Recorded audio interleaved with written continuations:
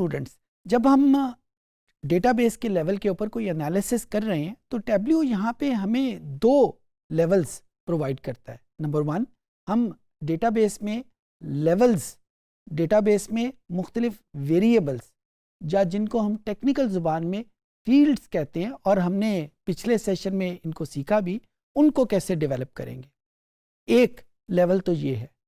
दूसरा लेवल हमारे पास ये है कि जब हमारे पास कोई ग्राफ मौजूद है, और स्पेशली जो ग्राफ न्यूमेरिकल टेबल की फॉर्म में मौजूद है, वहाँ पे हम इसको चेंजेस कैसे करेंगे, नए वेरिएबल कैसे डेवलप करेंगे, या नए सिनेरियोज कैसे डेवलप करेंगे। अगर मैं टैब्ल्यू के रेफरेंस से, पर्टिकुलर टैब्ल्यू के रेफरेंस से बात करूं, तो जहाँ पे हमने नए वेरिएबल डिफाइन करने होते हैं उनको हम डेटाबेस लेवल के ऊपर करते हैं, और जब इन्हीं वेरिएबल्स को डिफरेंट सिनेरियोज में देखना होता है, फॉर एग्जांपल टोटल की जगह हमने रनिंग टोटल को यूज़ करना शुरू कर दिया, उनके सब्ट्रैक्टेड टोटल यूज़ करने शुरू कर दिए, तो हमने वेरिएबल तो डिफाइन किए हुए हैं, लेकिन उन वेरिएबल्स को डिफरेंट सिनेरियोज में कैसे देखते हैं, ये हम टेबल कैलकुलेशन के अंडर करते हैं। तो आइए कंप्यूटर की स्क्रीन पे चलते हैं और देखते हैं कि टैब्ल्यू हमें किस किस्म की टेबल कैलकुलेशंस ऑफर करता है। जी, ये मेरे पास टैब्ल्यू का इंटरफेस मौजूद है और वही सैम्पल फाइल मौजूद है सुपरस्टोर के नाम की। मैं यहाँ पे एक टेबल डेवलप कर लेता हूँ और फिर उसके बाद उसकी जो डिफरेंट कैलकुलेशंस अवेलेबल हैं उसके ऊपर हम गौर करेंगे। लेट्स से वो जो मैंने हायरार्की डेवलप की थी पिछले किसी सेशन में, डेट हायरार्की, जिसमें ईयर, मंथ और डे मौजूद था, उसको मैं यहाँ पे यूज़ करता हूँ ऑर्डर डे में, और दूसरा मैं यहाँ पे वेरिएबल कर लेता हूँ कैटेगरी के नाम का, और इसमें जो वैल्यूज़ मैं यहाँ पे रख लेता हूँ वो प्रॉफिट के नाम की वैल्यू मेरे पास मौजूद है। ये प्रॉफिट के नाम की वैल्यू मैंने यहाँ पे रख ली, और ये ग्राफ मेरे सामने आ जाएगा। ग्राफ की बजाय मैं इसको एक न्यूमेरिकल टेबल रख लेता हूँ। यहाँ पे ये आपको जहन में ही होगा कि क्योंकि ये वैल्यूज़ सिंपल वैल्यूज़ नहीं है, ये एनवेलप्ड वैल्यूज़ हैं, हायरार्किकल वैल्यूज़ हैं। ऑर्डर ईयर के बाद मेरे पास मंथ भी मौजूद है, यानी डिटेल ऑफ इंफॉर्मेशन मेरे पास मौजूद है। And the same is true with the category, मेरे पास एक से ज़्यादा इंफॉर्मेशन जो है वो मौजूद है। तो ये एनवेलप्ड कैटेगरीज़ हैं, सिंपल कैटेगरीज़ नहीं है।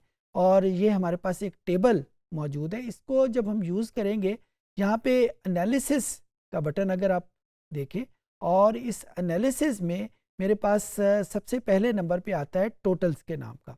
टोटल में जो ऑप्शन आ रही है रो ग्रैंड टोटल, जो ही मैं इसको क्लिक करूँगा तो अब ये देखें कि हर रो का टोटल मेरे सामने अलहदा लिखा हुआ आ जाएगा। यहाँ पे मैं किसी भी लेवल की इसमें अगर इंक्रीज़ करूँगा, इसकी जो एक्सप्लेनेशन है, तो उसका टोटल उसी हिसाब से चेंज हो जाएगा। इसी टोटल की मेरे पास ऑप्शन मौजूद हैं। इस टोटल को अगर ये देखा जाए, ये रो total to the left.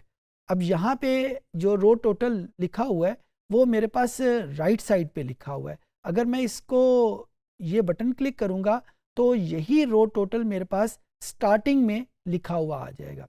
Similarly अगर इस रो टोटल के साथ साथ मुझे कॉलम टोटल भी चाहिए, तो ये कॉलम टोटल क्लिक किया, ये मेरे पास कॉलम टोटल लिखा हुआ आ जाएगा। इस कॉलम टोटल के हवाले से भी मेरे पास ऑप्शन मौजूद है, column total to the top.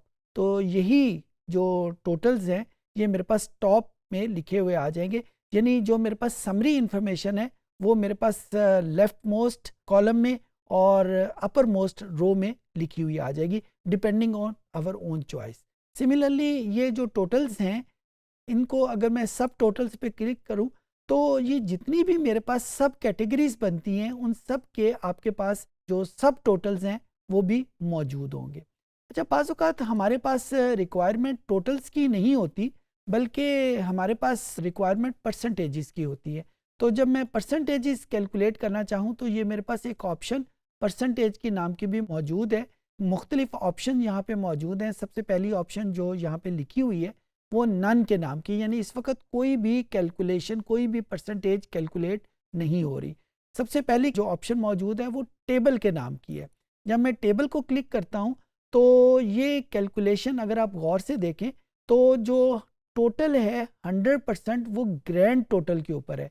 ये जितनी भी परसेंटेजेस कैलकुलेट हुई हैं वो सारी इस grand total of the table पे ऊपर कैलकुलेट हुई हैं। आपको पता है ना कि जब हम परसेंटेज कैलकुलेट करते हैं तो हमारे पास एक टोटल वैल्यू होनी चाहिए। जिस तरह हम कहते हैं कि मेरे मैट्रिक में मार्क्स जो हैं वो 850 मार्क्स हैं, तो जब तक मुझे ये नहीं पता चलेगा कि टोटल मार्क्स कितने हैं, टोटल मार्क्स अगर मैं 1000 कहूँ तो 850 आउट ऑफ 1000 फिर मैं उसकी परसेंटेज कैलकुलेट कर सकता हूँ। तो ये टोटल का होना परसेंटेज की कैलकुलेशन के लिए बहुत ज़रूरी है। तो यहाँ पे जो टोटल है वो grand total of the total table वो इसने कैलकुलेट किया है। लेकिन अगर हम इस ग्रैंड टोटल को शिफ्ट कर दें कॉलम टोटल के ऊपर तो ये सारी कैलकुलेशन वो चेंज हो जाएंगी कॉलम्स के ऊपर। अगर आप गौर से देखें तो जो कॉलम की परसेंटेजेस जो टॉप मोस्ट रो में मौजूद हैं, जो कि टोटल कॉलम की इंफॉर्मेशन हमें दे रही हैं, वो 100% लिखी हुई है। इसका मतलब है ये जितनी भी कैलकुलेशन है ये कैलकुलेट हुई है फॉर ईच कॉलम, या दूसरे मानों में कहूँ फॉर ईच ईयर। और अगर मैं इसकी लेवल ऑफ एक्सप्लेनेशन चेंज करूँगा तो ये कैलकुलेशन ऑटोमेटिकली चेंज हो जाएगी फॉर ईच मंथ, यानी जो भी उसका टोटल होगा उसके हिसाब से चेंज हो जाएगी। दूसरी ऑप्शन मेरे पास मौजूद है, यही परसेंटेज रो के हिसाब से कैलकुलेट हो जाएगी।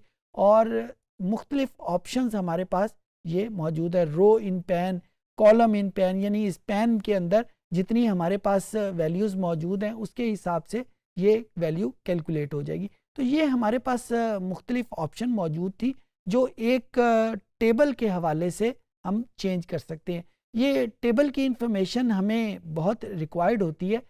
ये जो टेबल की जितनी भी कैलकुलेशन की हैं ये किसी ग्राफ के लिए शायद इतनी कारआमद नहीं है, लेकिन जब हम यूज़ करते हैं इसको किसी एक न्यूमेरिकल टेबल के हवाले से तो ये हमें बड़ी इंफॉर्मेटिव इंफॉर्मेशन देती है।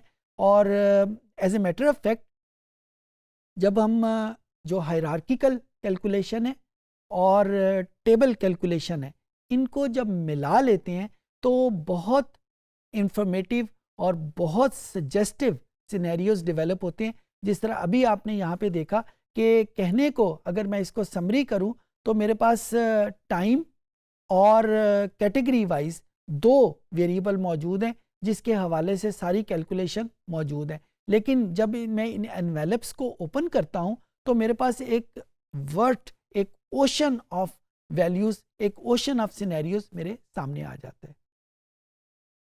जी स्टूडेंट, इस सेशन में हमने देखा कि हमारे पास एक एनालिसिस मौजूद है कंप्यूटर की स्क्रीन के ऊपर, और ख़ासकर एक एनालिसिस जो टेबल की फॉर्म में मौजूद है, एक न्यूमेरिकल रिजल्ट जिसमें मौजूद हैं, तो उनको डिफरेंट सिनेरियोज में हम कैसे प्रोड्यूस करेंगे।